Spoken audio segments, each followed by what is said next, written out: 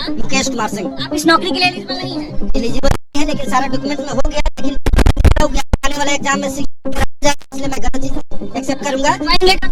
ये है, लेकिन मैं इसको एक्सेप्ट नहीं करूंगा। वैसा हमने प्लस हम सोचेगा फॉर्म फिलअप हो गया है तो एग्जाम दे के देखते हैं मेरे में क्या योग्यता है, तो मेरे में सिलेक्शन हो गया। बट डॉक्यूमेंट वेरिफिकेशन में कहीं भी ट्रेस नहीं हुआ, तो लास्ट में हमने सोचा कि नहीं, अब मैं इसको एक्सेप्ट नहीं करूंगा, मैं फाइनल जाऊंगा। कि ये जो चयन की प्रक्रिया है, इसमें हम लोग जो परीक्षा फल निकाले हैं वो सशर्त है, कंडीशनल है। ये हमारे चयन की प्रक्रिया का एक पार्ट है कि हम पहले मेरिट लिस्ट के हिसाब से अपना रिजल्ट निकालें जो कंडीशनल है, और इसके बाद ये डॉक्यूमेंट वेरिफिकेशन होगा जो कि चल रहा है। लोगों की ये शिकायत जैसे सुनने में आ रही है कि बहुत से फर्जी भी इसमें सम्मिलित हो गए हैं, तो इसी को तो बाहर करने के लिए डीवी चल रहा है। हम भी तो यही चाहते हैं कि जो फर्जी हैं वो बाहर हो जाए, और इसीलिए वो डीवी चल रहा है। एक्स चीफ मिनिस्टर बिहार ने बीपीएससी शिक्षक नियुक्ति मामले में महा घोटाले का भंडाफोड़ कर दिया है, और इसके साथ ही साथ उन्होंने ये भी कहा कि जिस प्रकार से लैंड फॉर जॉब स्कैम हुआ था, यानी कि महा घोटाला को अंजाम दिया गया था लालू प्रसाद यादव, तेजस्वी यादव द्वारा, उसी प्रकार से बीपीएससी शिक्षक नियुक्ति में महा घोटाला हुआ है, और ये मनी फॉर जॉब घोटाला है।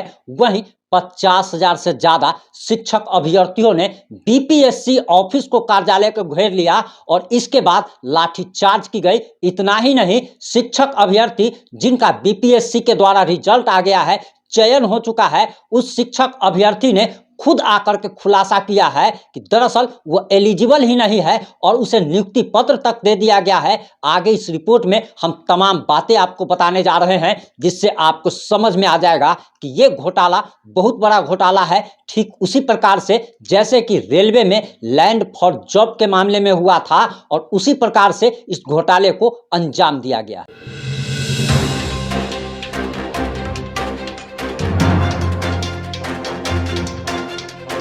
नमस्कार, मैं प्रिंस कुमार सिंह और आप देख रहे हैं पॉजिटिव इंडिया। अगर अभी तक आपने चैनल को सब्सक्राइब नहीं किया है तो खबरों से अपडेट रहने के लिए कृपया चैनल को सब्सक्राइब कर लीजिए, और जो लोग ऑलरेडी कर चुके हैं उन तमाम लोग को सहृदय धन्यवाद। अब वापस आते हैं अपनी खबर पर। दरअसल बिहार में अगर आप भ्रष्टाचार के खिलाफ, धांधली के खिलाफ, अपने अधिकार के लिए अगर आवाज बुलंद करते हैं तो आप पर बर्बरतापूर्ण तरीके से लाठीचार्ज की घटना को अंजाम दिया जाता है। खैर, बिहार के लोगों के साथ ये कहीं ना कहीं एक तरीके से ठीक भी होता है, क्योंकि यही लोग हैं जो कि जात देखकर चुनाव में वोट करते हैं। फिर लाठी खाने में इन लोगों को शर्म भी नहीं करनी चाहिए। ज्यादातर जो भी लोग पटना में जाकर के धरना प्रदर्शन करते हैं, इन लोगों के ऊपर बारंबार लाठीचार्ज किया जाता है।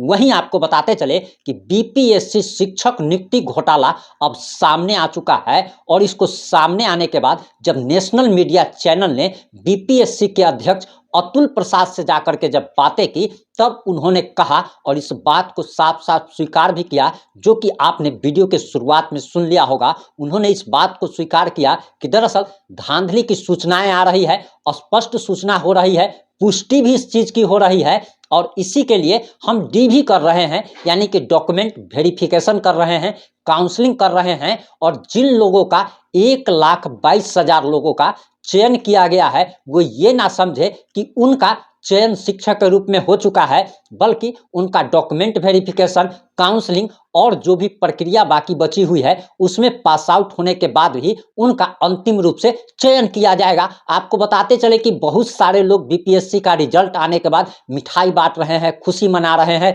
दिवाली मना रहे हैं कि उनकी नौकरी हो गई। तो उनको बताते चले कि ये अंतिम चयन नहीं है, इसके बाद कई सारी प्रक्रियाओं से गुजरना है, और खबर तो ये भी आ रही है कि बीपीएससी का रिजल्ट रद्द भी हो सकता है।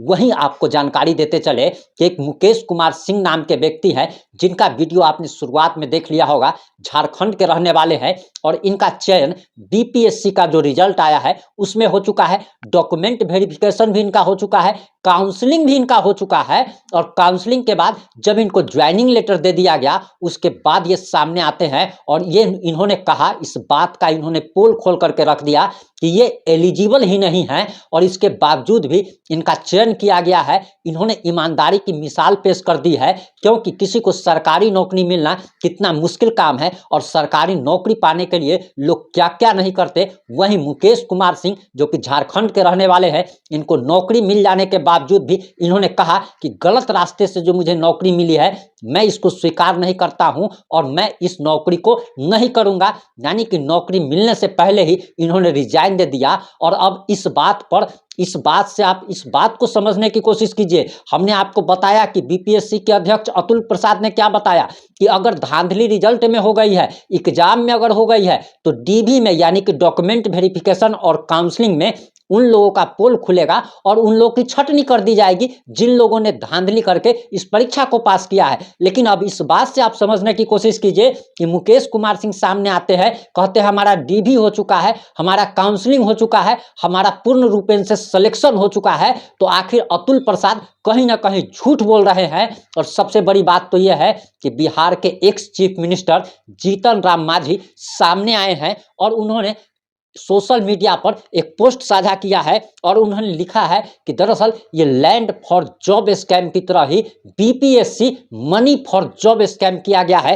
ये लिखते हैं कि बीपीएससी शिक्षक नियुक्ति मामले की उच्च स्तरीय जांच की आवश्यकता है।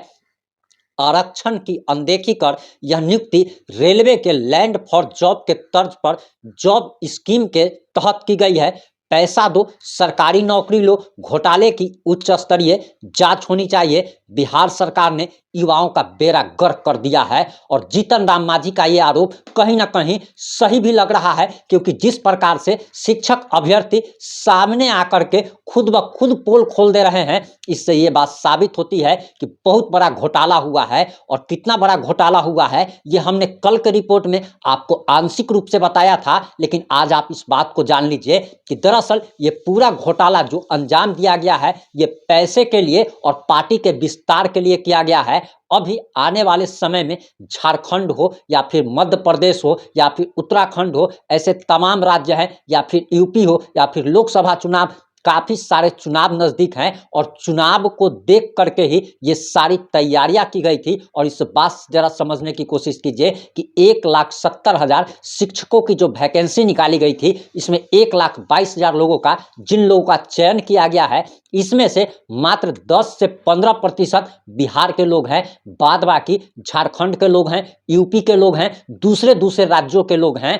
और दूसरे राज्यों के लोगों को जो कि मेरिट लिस्ट में नहीं आते हैं, जो एलिजिबल नहीं हैं, उन लोगों को भी बिना डॉक्यूमेंट वेरिफिकेशन का, बिना काउंसलिंग का, मतलब आपने मुकेश कुमार सिंह को सुन लिया होगा कि डॉक्यूमेंट वेरिफिकेशन में इसने डॉक्यूमेंट दिया, कहीं पर कोई जांच तक नहीं हुई। तो आप समझ लीजिए कि बिना डॉक्यूमेंट वेरिफिकेशन का, बिना काउंसलिंग का जो लोगों को, दूसरे राज्यों के लोगों को जो नौकरी दी जा रही है, ये कहीं ना कहीं इस बात का संकेत है कि राष्ट्रीय जनता दल हो, जनता दल यूनाइटेड हो, ये दोनों अपनी पार्टियों का विस्तार करने के लिए, अपने आप को राष्ट्रीय पार्टी बनाने के लिए और मनी फॉर जॉब के तहत ये इस घटना को अंजाम दिया गया है। और इसी बात का विरोध करने के लिए जब पटना की सड़कों पर 50,000 से ज्यादा शिक्षक अभ्यर्थी छात्र नेता दिलीप कुमार के नेतृत्व में जब जमा होते हैं, जब हंगामा करते हैं, नारेबाजी करते हैं, अपने अधिकार के लिए मांग करते हैं, तब इन पर बर्बरतापूर्ण तरीके से लाठीचार्ज किया जाता है। और लाठीचार्ज किया गया है। छात्र नेता दिलीप कुमार को भी काफी चोटें आई है।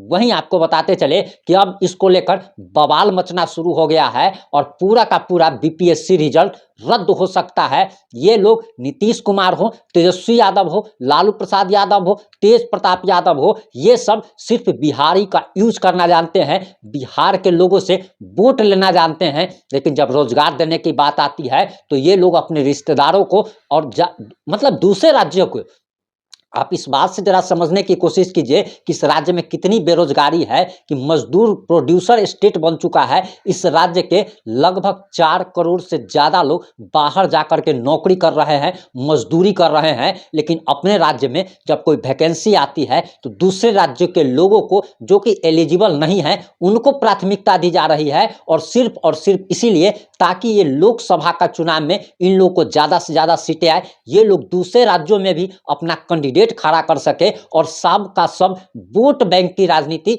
और जीतन राम मांझी जो कि एक्स चीफ मिनिस्टर बिहार के रह चुके हैं, उन्होंने इस घटना को बहुत बड़ा घोटाला अंजाम दिया है और इसकी उच्च स्तरीय जांच की मांग की गई है। वहीं आपको बताते चले कि काफी सारे पार्टियों के नेता अब इसके खिलाफ में उतर गए हैं और उच्च स्तरीय जांच की मांग की जा रही है। वहीं आपको बताते चले कि ये सारी जो गड़बड़ियां और धड़फड़ी, एक तरीके से आप जल्दबाजी कह सकते हैं कि जिस तरीके से छुट्टियों के दौरान बीपीएससी का रिजल्ट जारी हुआ, छुट्टियों के दौरान जिस प्रकार से डॉक्यूमेंट वेरिफिकेशन चालू हुआ, काउंसलिंग शुरू हो गया और 24 अक्टूबर इसकी लास्ट डेट थी, यानी कि तिथि जो निर्धारित थी वो 24 अक्टूबर थी, जिसको बढ़ा करके अब 30 अक्टूबर कर दिया गया है। लेकिन आपको बताते चले कि ये सारी जल्दबाजी जो की गई है वो सिर्फ और सिर्फ एक कारण है, और उस बात को जरा समझने की कोशिश कीजिए कि 2 नवंबर को पटना के ऐतिहासिक गांधी मैदान में मुख्यमंत्री नीतीश कुमार और उप मुख्यमंत्री तेजस्वी यादव का एक कार्यक्रम आयोजित किया गया है, जो कि पहले से आयोजित है। और 2 नवंबर को इसमें चयन हुए शिक्षकों को 25,000 शिक्षकों को उनको नियुक्ति पत्र बांटा जाएगा, जिसको कि एक आप कह सकते हैं कि ये बहुत बड़ा इवेंट मैनेजमेंट किया जा रहा है, ताकि मीडिया कवरेज हो, पूरे देश में ये समाचार जाए, ये संदेश जाए कि मुख्यमंत्री नीतीश कुमार और उप मुख्यमंत्री तेजस्वी यादव देश के कोने कोने के लोगों को, दूसरे राज्यों के लोगों को कैसे नौकरी दे रहे हैं। बिहार में रोजगार की बहार है और इसके लिए ये सारी चीजों को अंजाम दिया गया है। गुणवत्तापूर्ण शिक्षा लाने के लिए बीपीएससी द्वारा एग्जाम लिया गया, लेकिन आखिर गुणवत्तापूर्ण शिक्षा कैसे हो सकती है जब इन लोगों के परीक्षा में धांधली की गई हो, डॉक्यूमेंट वेरिफिकेशन में धांधली की गई हो, काउंसलिंग में धांधली की गई हो। आपकी इन सारे मुद्दों पर क्या राय है, आपकी क्या प्रतिक्रिया है? आप अपनी प्रतिक्रिया देना ना भूलें। जुड़े रहें हमारे साथ। जय हिंद, जय भारत, जय जय बिहार।